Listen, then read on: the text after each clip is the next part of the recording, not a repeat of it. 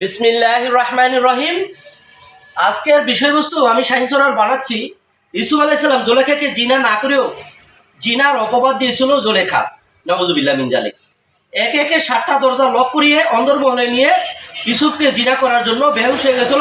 ইউসুফ রাজি হয় না, বিধে ইউসুফ একটা কষিয়ে চর মেরেছিল।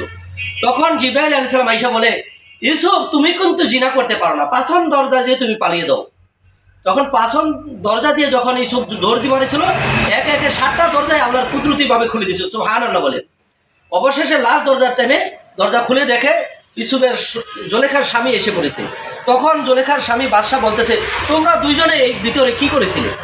তখন জুলেখা মিথ্যা কথা নাটক করে বলতেছে, আমাকে সে জিনা করার জন্য পাগল হয়ে গেছিল, আপনার চাকর আমাকে অনেক কষ্ট দিয়েছে। তখন ইউসুফ আলাইহিস সালাম বলেন, না বাদশা, আমি কখনো জিনা করতে পারি না, আমি আল্লাহকে ভয় করি।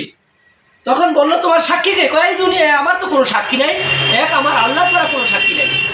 ওই বাদশাহ বলতেছে, এই সাক্ষীতে তো হবে না। কিছুক্ষণ চিন্তা ভাবনা করিয়া বলে, হ্যাঁ সাক্ষী আছে আমার। জুলেখার যে মামাতো বোন আছে, তার যে শিশু বাচ্চা আছে, কথা বলতে পারে না, ওর মাথায় আমি হাত বুলিয়ে দিলে সে সত্যিটা বলে দিবি। রাজ দরবারে নিয়ে আসলো তাকে। আনার পরে যখন ইউসুফ আলাইহিস সালাম মাথায় হাত বুলিয়ে দিল, ওই বাচ্চা ঘুরঘুর করে বলে দিলে, হ্যাঁ এটা দোষী হবে জুলেখা। যদি ইউসুফ আলাইহিস সালামের জামার সামন দিক দিয়ে ছিঁড়া থাকে তাহলে দোষী হবে ইউসুফ, আর যদি ইউসুফের জামা পেছন দিক দিয়ে ছেঁড়া থাকে তাহলে দোষী হবে জুলেখা।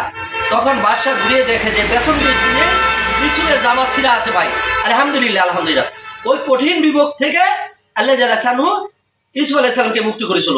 ইয়াকিন এবং বিশ্বাস, আমরা যেন আল্লাহর প্রতি কঠিন বিশ্বাস রাখতে পারি এবং সৎ থাকতে পারি, তাহলে আমাদেরকে আল্লাহ পাক ইহসান করবে। আল্লাহ হাফেজ।